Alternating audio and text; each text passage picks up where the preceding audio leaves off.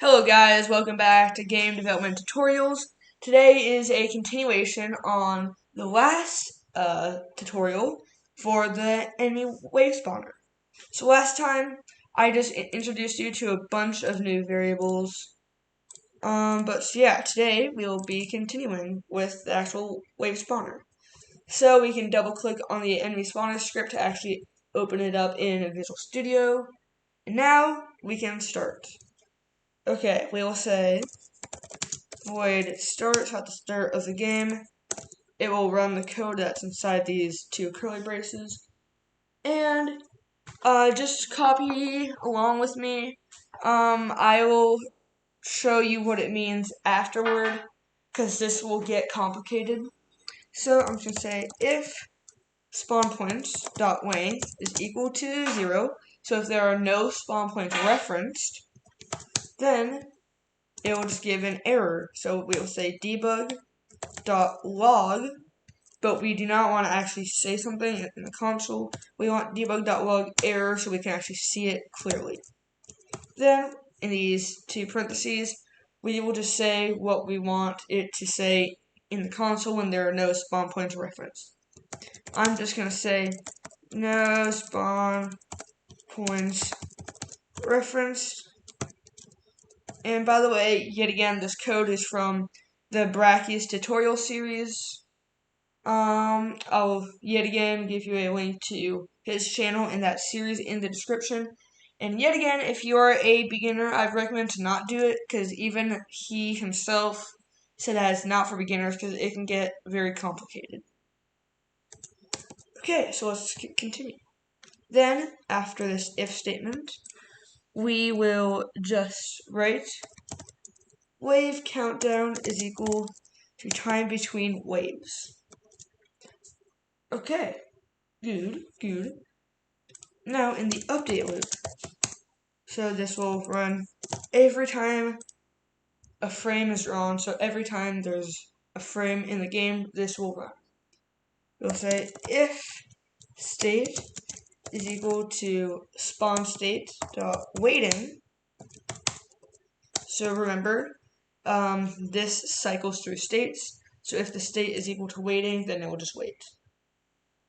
Okay, and before we do this, we will have to make a function. And this function will be probably never used again, and this will also be a bit different, because instead of saying void, we will say bool. So that means that this function will return true or false. And we will call this function enemy is alive. So if it is, then we will just return true, and if it's not, then we will just return false. Okay, so bool enemy is alive. We'll do search countdown minus equals time dot delta time. So the search countdown will decrease every second. Then we will say if search countdown is less than or equal to 0, then it will run the code that's inside here. In this case, we will say search countdown is equal to 1, and now we are actually checking if all the enemies have been destroyed. So you'll say if GameObject.find enemy with tag enemy. So after this, we will have to tag our enemy prefab with the tag called enemy. Then we just want to say if it is equal to null. So that means if there are no more enemies left in the game, then it will return false because there are no enemies left in the game. Then we are just saying, and if it does not return false, then it will return true. Okay, so now in the void update loop, in the if state is spawning is equal to spawn state dot waiting, we will say if not enemy is alive. So if it returns false, that means that there are no enemies alive, and it will just call another function called wave completed. Of course, we have not made that yet.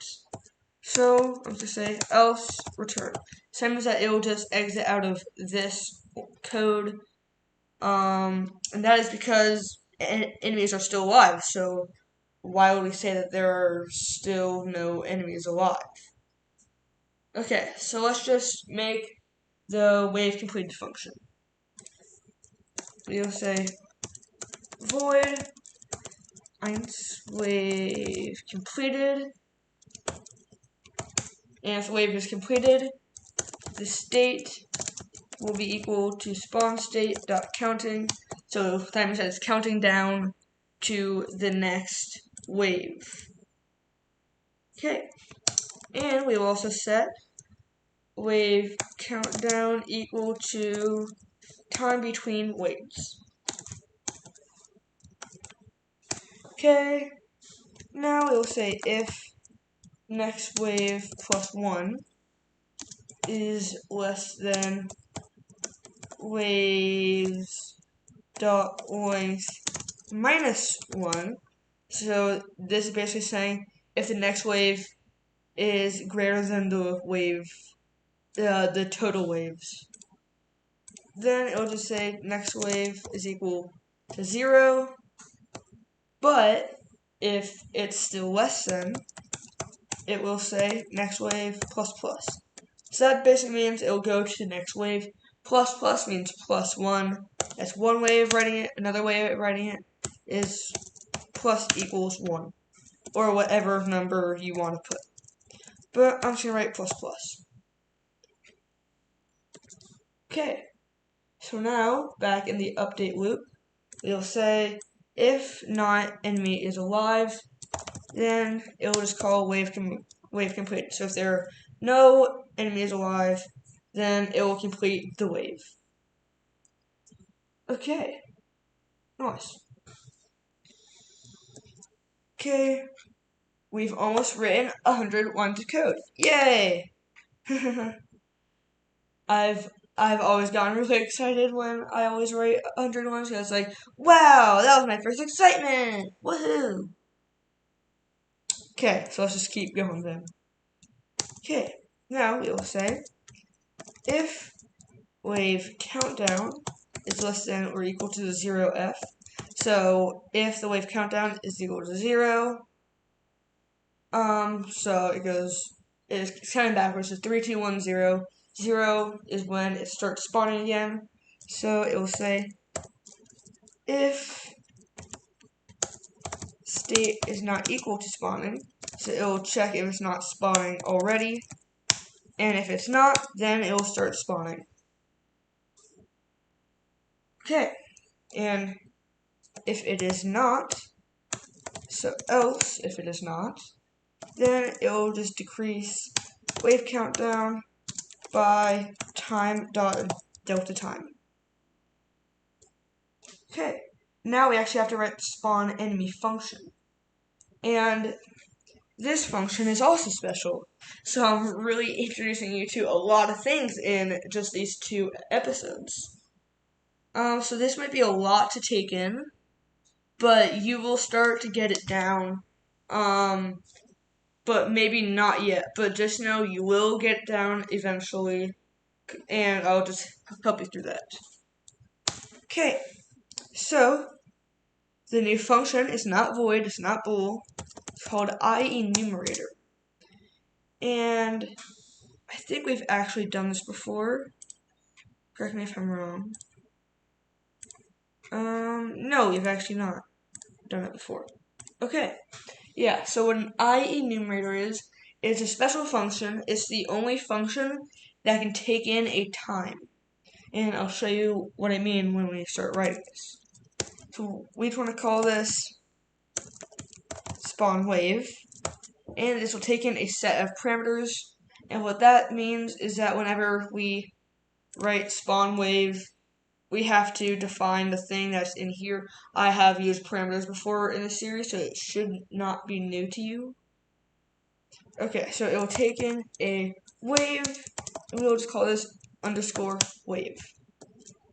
Okay, and you'll notice that there's a red error here. and that is because of the time thing that I said.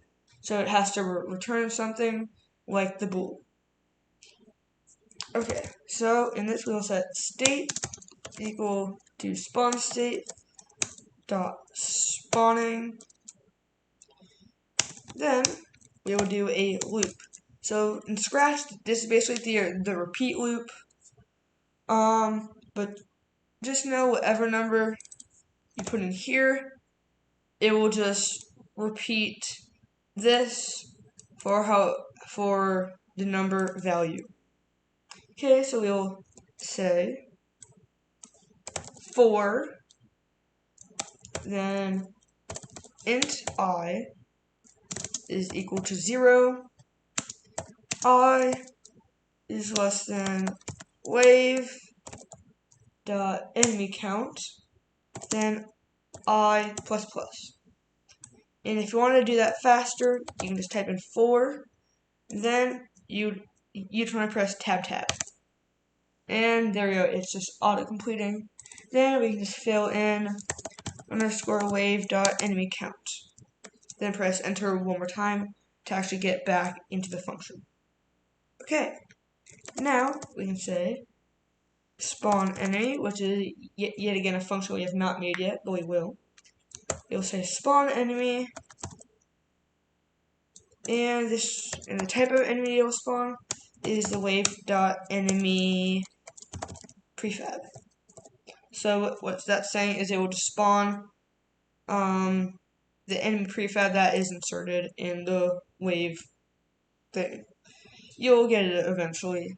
Like even I'm still getting it, but I'm getting there. Yeah. Okay, so then we will say yield return new wait for seconds, and this is the new thing. Yield return wait for new seconds.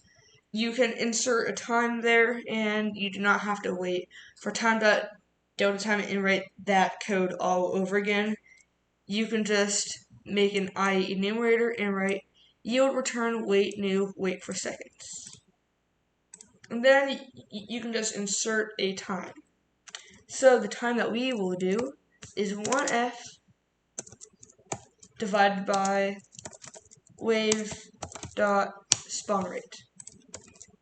So what this is saying, it's basically saying that spawn rate, it will spawn an enemy every spawn rate divided by 1.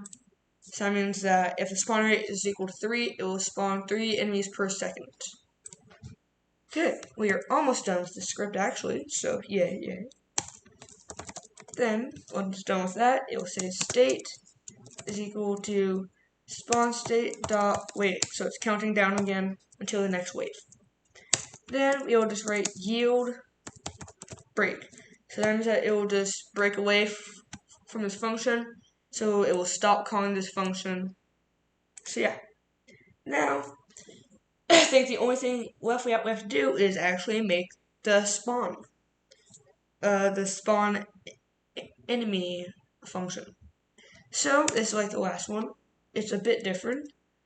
It'll say void spawn enemies. That's the name of the function, and it will take in a parameter. This will be a transform, and this will be for the enemy. So whatever is inserted in here, that's what it will spawn. Okay, so we can just say transform sp, which is spawn points, is equal to spawn points. Then it will just pick the spawn points from random.range.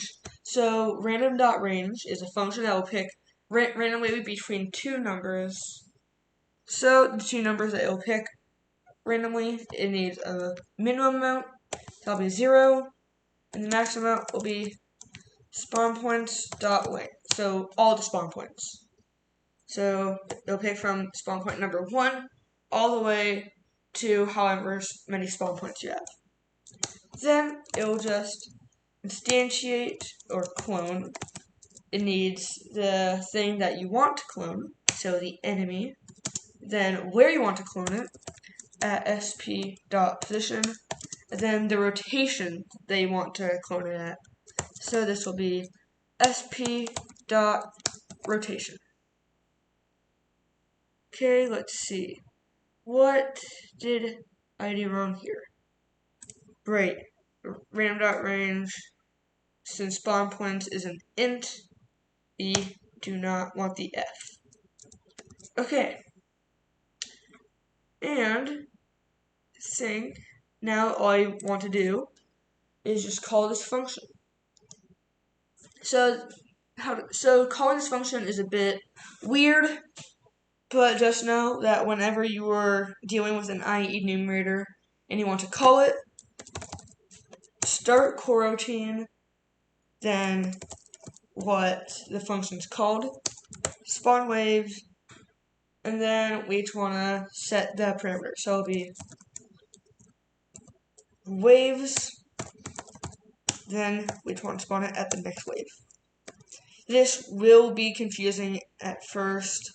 I know, believe me, I've been here. But just type with me, and you will eventually get it. And I've already explained the best that I can without completely going overboard and just overwhelming you. So, yeah. So, this actually should work. Okay, let's go back into Unity.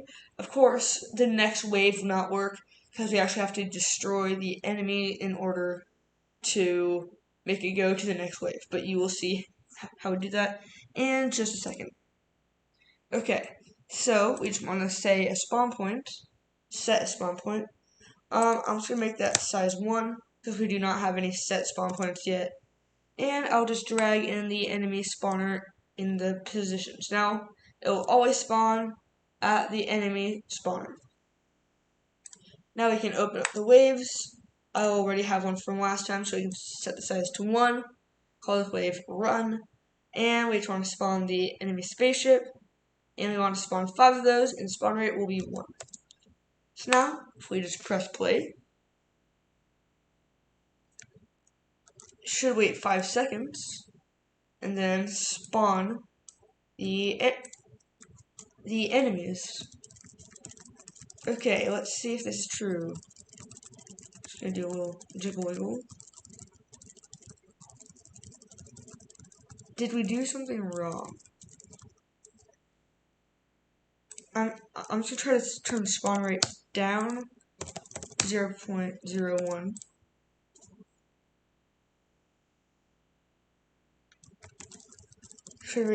Now it should wait 5 seconds. Start spawning, and we did not get any errors, so I'm assuming that we did the code right.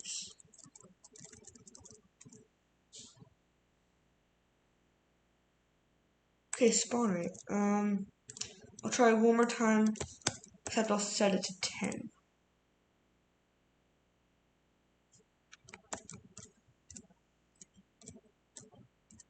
And I will not, if we did anything wrong, I will not fix this in this video because it's getting a bit long. I will save it for part 3 of this video.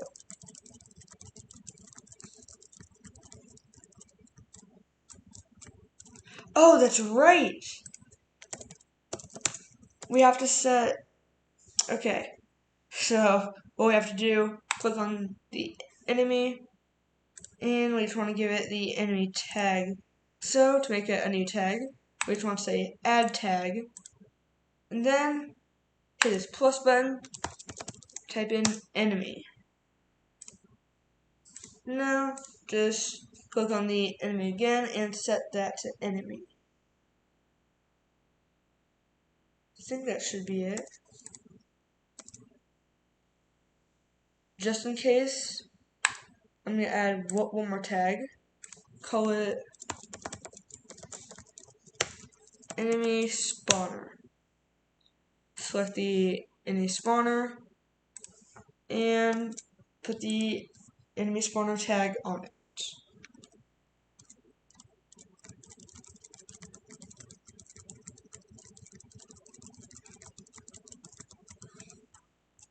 Okay, yeah.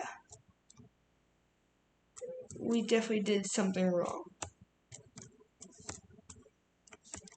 Okay. Okay, well, I'll figure that out in the next video. So yeah, see you in the next video where I go bug fixing.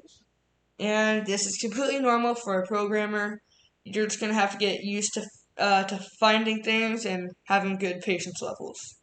So yeah, bye guys, and see you in the next video. Bye.